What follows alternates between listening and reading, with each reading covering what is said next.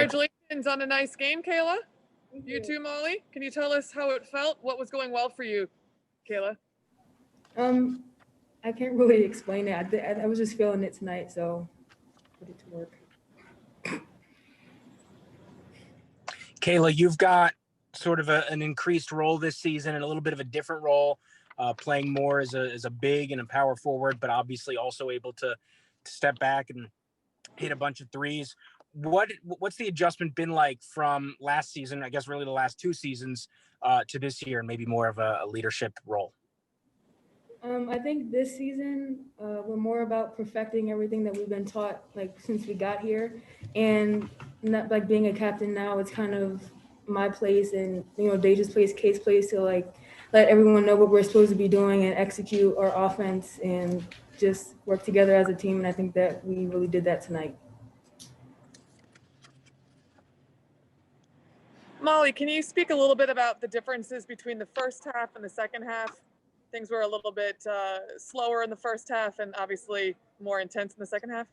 Yeah, so the first half, a lot of our shots weren't falling, and I think we tend to sometimes, if we're missing a lot of shots, we don't execute on defense or do the other things that could really help us win. So Coach Mountain emphasized in the second half that even if you're not scoring, you have to improve on everything else, like rebounds, assists, hustle plays. So I think we did that in the second half, and then our offense then came from our defense in the second half. And Molly, for you, what's it been like? Obviously, the transfer from Holy Family, and then you had to sit out a whole year. How's it feel to be able to get out there and play in games and be able to help this team win? It feels amazing. I mean, being a basketball player my whole life, I never had to sit out 1 year, and it was really hard, but it's all worth it now. Thanks, ladies. We'll move to Coach. Thank you. Thanks. All right, Coach, if you want to give an opening statement. Yeah, really pleased with the performance tonight. And obviously it didn't start well, but part of growth as a team is that you can respond when you're not playing particularly well and things aren't going your way. We went 21% from the floor in the second quarter. That's not a real good way to get ahead and get a lead. But as they pointed out, I thought they were kind of suffering in transition defense because of their offensive disappointment. And we have to be better at that. But they responded in the second half. They started to find a little bit of a rhythm, find each other, get each other open shots. And listen, what can you say about Kayla Sproul? Getting 28 is great. You're 28 and 10. That's a huge night for anybody. But getting 28 and 10 on 10 for 14, are you kidding? That's fantastic. So really, really happy for her. I think, she didn't shoot well in her first two games. So I don't know if the scouting report had her as a focus and that allowed her to get some shots. Coach, you mentioned a little bit about it not starting the way you wanted it to. One thing that I noticed all last year and certainly was evident again today was the fight that your players have. It's a never die attitude. It's we can be down, but we're never going to give up. Where does that come from, or how have you instilled that in them? I don't know. I think, I just emphasize competing on a daily basis. Every drill we do in practice has a time and a score. There's always a winner and a loser. So we emphasize competing all the time.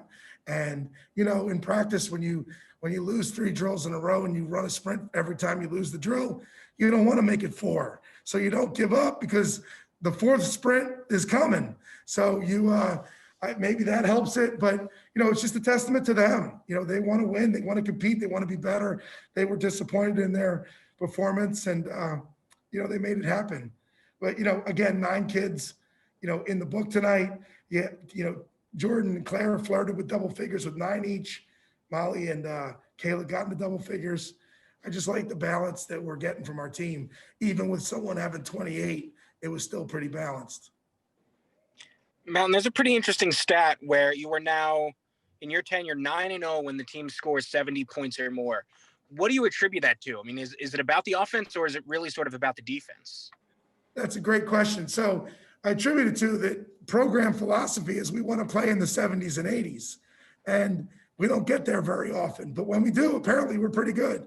So we'll see if we can stay there. But I think it's both, right? When you're making shots, you set your defense more, so the other team's gonna have a tougher time. I think it's offensive because I think our defense has been pretty sound over the first 3 years. And I think offense has been a weak spot. So when we do have good offensive days, we normally win. Hopefully we can have more of them. You, when we spoke earlier a week ago or so, you said we weren't going to see Kate Hill and Deja King play much together, that you thought so highly of both of them. You needed both of them to run their own squads. What did you see tonight that drew you to play them together? Well, I thought we had a lot of players who were struggling tonight. And the two of them weren't in that mix. So we shortened the rotation and they found themselves on the court. So it really wasn't about something that they did as much. They were playing well. I just felt like we had a few other players who couldn't get on court, couldn't get out of their own way defensively. And we needed their leadership and their seniority. And, you know, if we've got to trim the rotation, I don't think you'll see those two getting trimmed out. So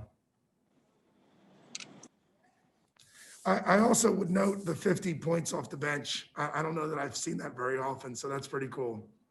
That is cool, and you are privy to an actual stat sheet. We are not, so we don't see that. So thank you for bringing that to our attention. No problem. Kate Hill, 6 assists tonight too. Yes. We're continuing to be Kate Hill. Yeah, just please, listen, St. Francis came in here 0-3 with 2 Big Ten losses and a buzzer beater to Duquesne. So don't be misled by that record. That's a good team. Coach Day wasn't even a scout. He was really sweating tonight's game. And they gave us everything they could, but we found a way, and that's what you got to do. Congratulations. Thanks, guys. Appreciate your Congrats time. on the win. Thanks, Mountain. Yeah. Thanks, guys.